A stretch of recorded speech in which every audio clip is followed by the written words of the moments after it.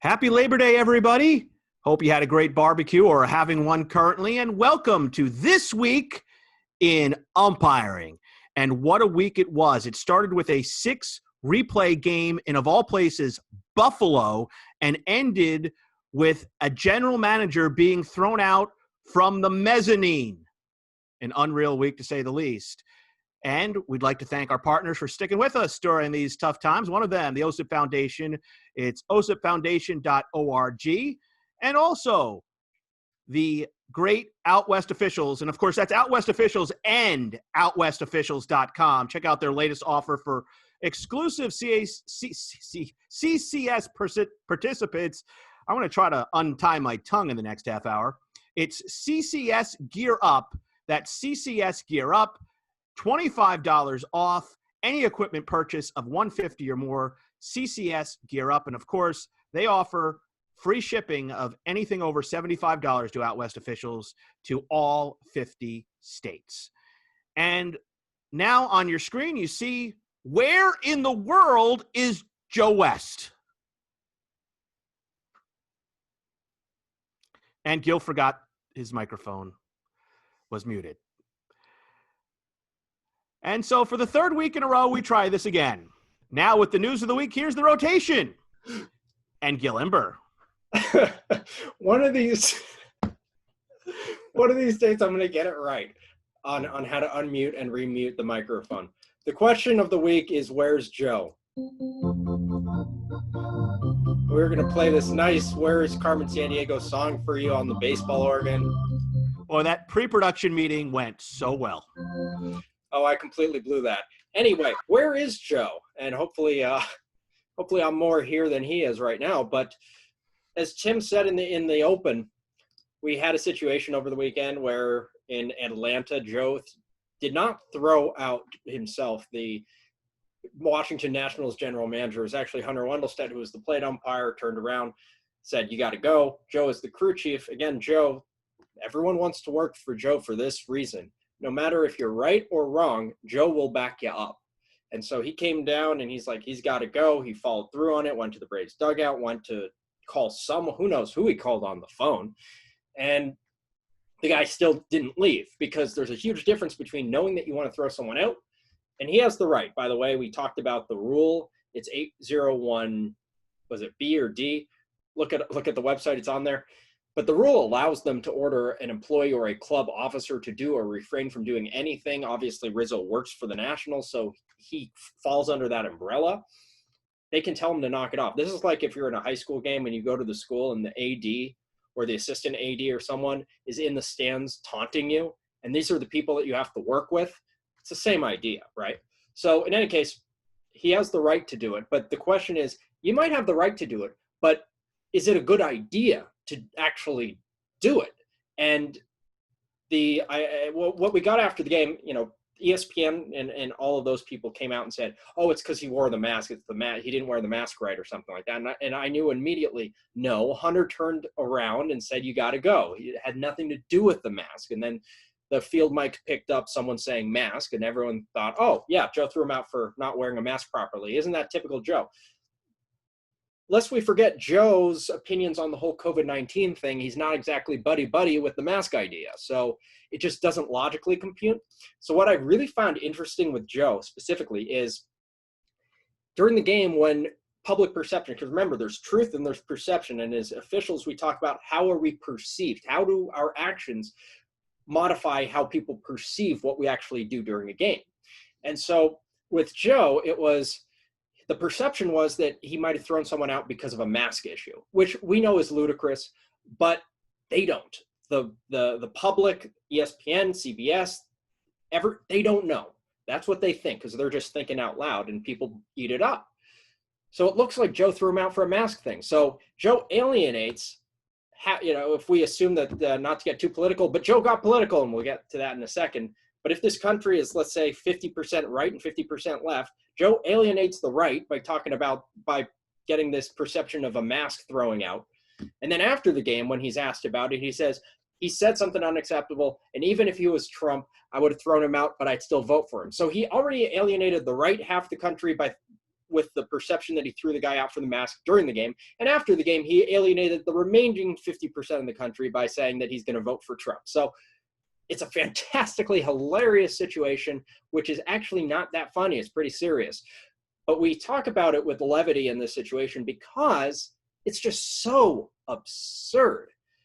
It is absolutely absurd. An umpire should not be talking politics under the color of their authority and under their uniform as an MLB umpire. It is entirely inappropriate to talk politics.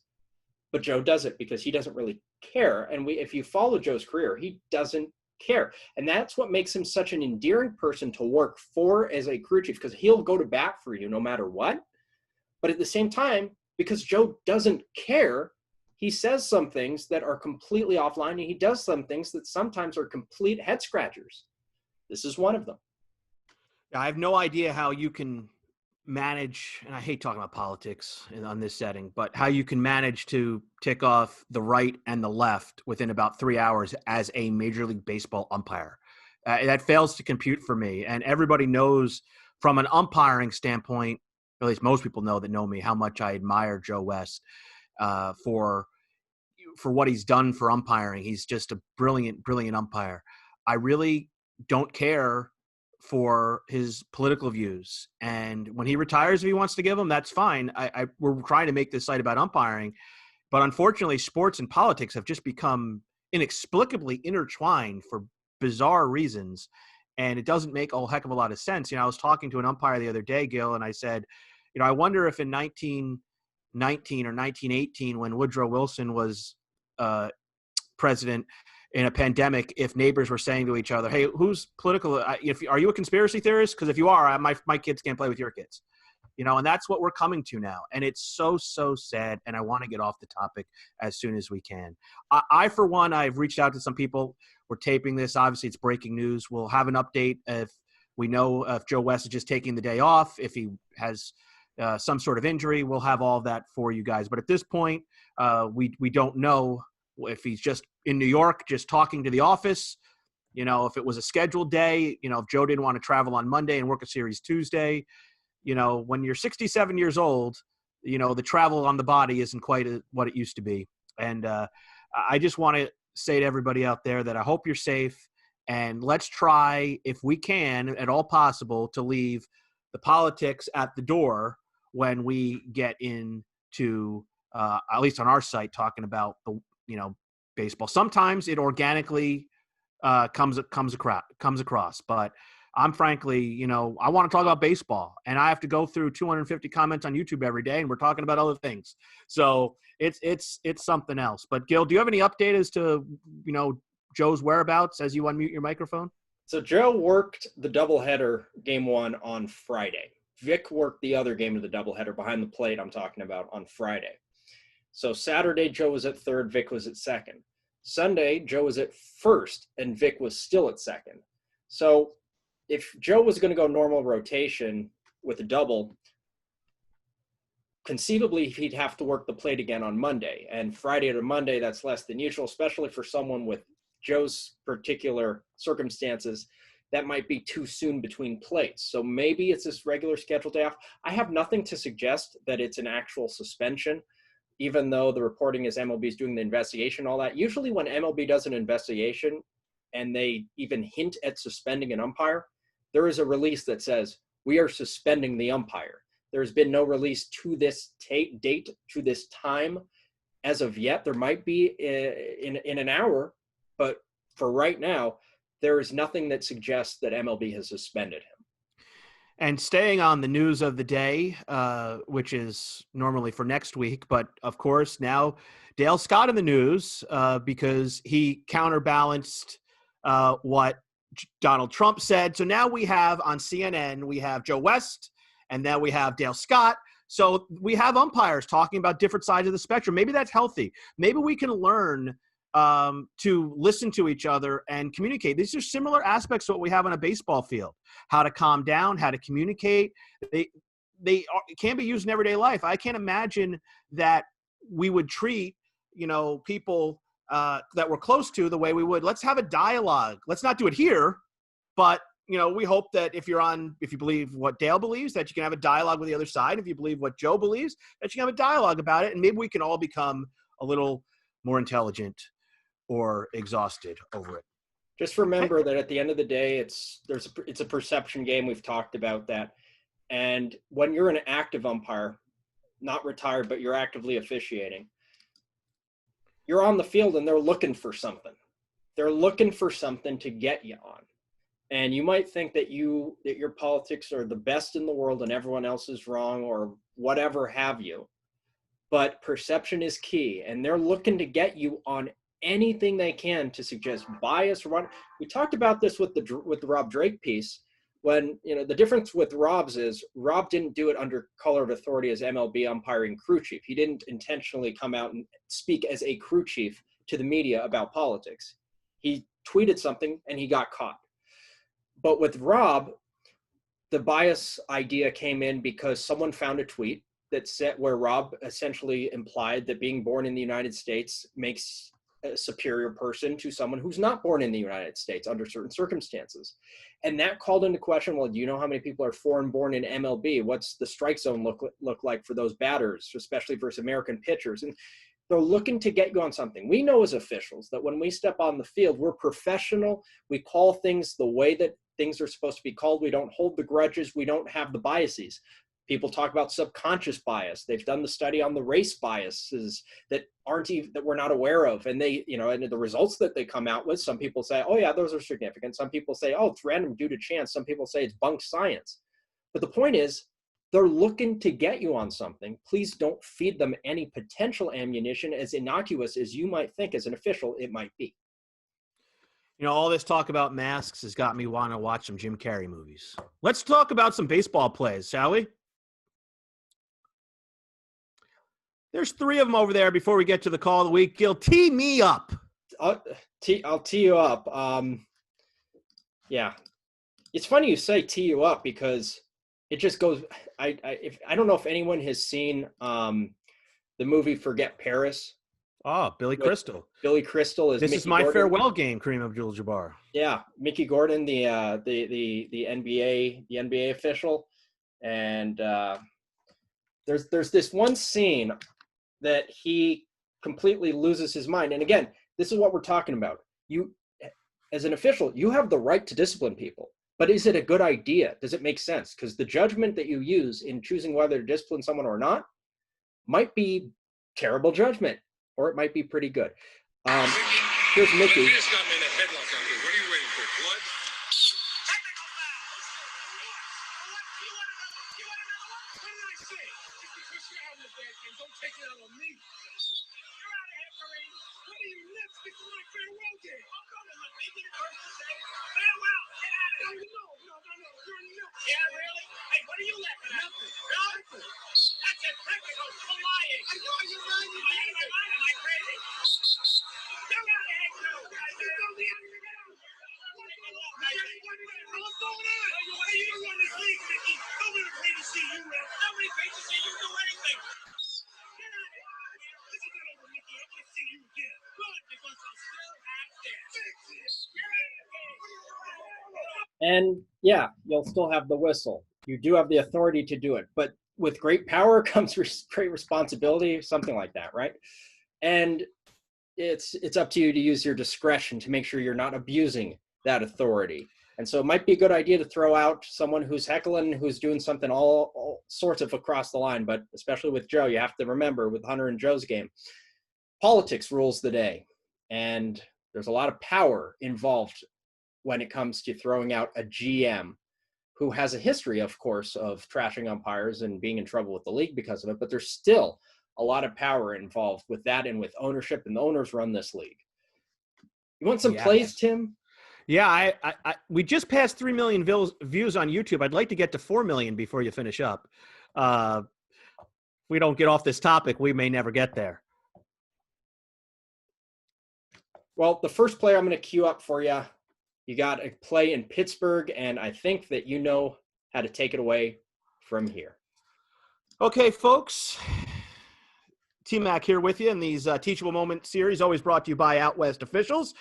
and OutWestOfficials.com. It's a 7-6 game. We're in the bottom of the 10th inning in Pittsburgh. Plenty of good seats are still available. The cardboard cutouts have been recycled. And we are frozen in time. We're going to have a little trickler in front of home plate, and this is going to be fielded by the pitcher and underhand shovel toss. I want you to take a look at John Tumpain here. What a look this is. So this is an infield number back to the pitcher, and look, he's in the keyhole. And now he's in the keyhole. He's almost in the catcher's armpit. This is unbelievably great umpiring from Tump, who's gotten a haircut. It's a little disappointing. But look at where he is. So those people say they can't move on a play in the infield. This play took less than 2 seconds. Look where Tumpain is. Pause it right there, Gil. You got the telestrator working. Look at that look he's getting. The only detriment to these plays is you're guesstimating essentially whether the foot is touching home plate. And we've seen a bunch of these replay reviews that are happening in the last couple of weeks that the foot is on top of home plate, but above it clearly, and the back leg isn't touching. I don't really consider those a miss on replay. This one is another one. The foot is above the plate. The back leg hits the bat. If you can't clear the bat, don't. Only clear the bat if you have time. Don't let it affect your play. So Tumpain gets his a couple feet. He's still working the play. He's still working. Even as the tag is applied, he's still working the play. He's going to want to see voluntary release, and he's going to find that glove, call the out. And notice that that's where he's in a scissor stance when he sees the play. But just for comfort reasons, he gets down on a knee. So he's not taking this play from a knee. But at the end of the play, he's going to get comfortable. He's going to give that pause for voluntary. He's going to make the banger out call. That is just really great umpiring. This isn't even a call of the week from young John Tumpain. Say young. John Tumpain and I went to umpire school in 2002, and he was 18 years old. Looked like he was about 12. And Well, so I say young. He's still young compared to me. Right. Next play that we got for you is the Subway Series, the resumption of the resumption of the postponed Subway Series. Are the Subway systems open? And this is the bottom of the 9th inning, and this is another youngster, it's Roberto Ortiz. You know, Roberto Clemente, players can wear number 21 in Puerto Rico's own. Roberto Ortiz, this is a stolen base in a clutch spot in a tie game in the 9th inning. Now, I want you to pause it on the initial play here. Just take a look at where Ortiz is for this call. So there's a lot going on. Can we go back to the whole play, Gil? Because Chad Fairchild behind the plate. Now, stop it right there. So Chapman's throwing like 100, right? It's a one-run game. I said tie. It's 1 run, bottom of the 9th, nobody out. So you know there's a chance with Billy Hamilton on second that he's going to try to steal. So your starting position, which is not pictured, is going to be very close to the bag so you can get in that keyhole view. Now, it's a swing and a miss, right? Watch Chad Fairchild's head. It's going to be very quick, but he gives a swinging strike out mechanic in front of him, and his head is always on the play. See it right there real quick? Look where his head is. It's right in the keyhole of where there'd be interference. He is in between the catcher and the batter to see whether there'd be interference. That is unbelievably great umpiring by Chad Fairchild. Look at that positioning. That is how it's done. Now, as we get to the back half of this play, Ortiz, stop it right there. We go back just a split second. He's already still. He's basically still in the keyhole. So a lot of times people over-rotate on this play. They'll get behind third base, but then you can't see. So obviously the third baseman knows there's a play coming. He's off the left hip. He's on the train tracks. He's in the keyhole, and that's going to give you a great look. Play is very close. And then look at his eyes. Look at Ortiz's eyes. He's on the baseball. He gets to the baseball, sees in the glove. This is a confirm on replay. He's out by like a half of an inch on the mosaic look. Billy Hamilton knew it because when you're that good, you know you're out when you're tagged just shy of the base. And the reason look at that, Gil, that's, what is that, an inch? Half an inch? Yeah. I mean, and you nail that call. Roberto Ortiz, another standout call from him. He's been outstanding the last couple of weeks that I've seen, Gil. And I just can't emphasize enough. 2 problems with this play, right, that occur. You miss the interference at the plate. That's not going to be missed when you're in position. And you over-rotate, so you almost get in between the legs of the third baseman. Very important as that play is developing to see where your third baseman is. If he is around the base, it's very likely he's going to get in a position like they teach in warm-ups to make the tag. So if he's deeper, there's a chance you might need to get out in front of him because he's going to be chasing the baseball. So all these little things are what adds up to Major League Baseball umpires not missing calls on replays. because you don't want to be the guy leading the league in replay misses. Take a little personal pride in it, and we know that most of the guys at the big league level are taking some personal pride, especially in this season. And for those young guys, those are the type of calls that stand out to me and show that you're working the game and you understand situations and you have a great career as a Major League Baseball umpire in the future. How about something from, is this LA? Is it Anaheim? You help me out on this. We love LA. Maybe you don't, but you're out there. So this is a play between Houston. We have a problem. We can't know the signs anymore because of some rules. This is a goofy play. So the second base umpire goes out. There's nobody on. It looks like a catch kind of, but then he has no glove. What happened to the glove? Well, there's Nestor Ceja just kind of hanging out. He's a third base umpire to start this play. Second base umpire goes out, kind of hanging out, slow developing play.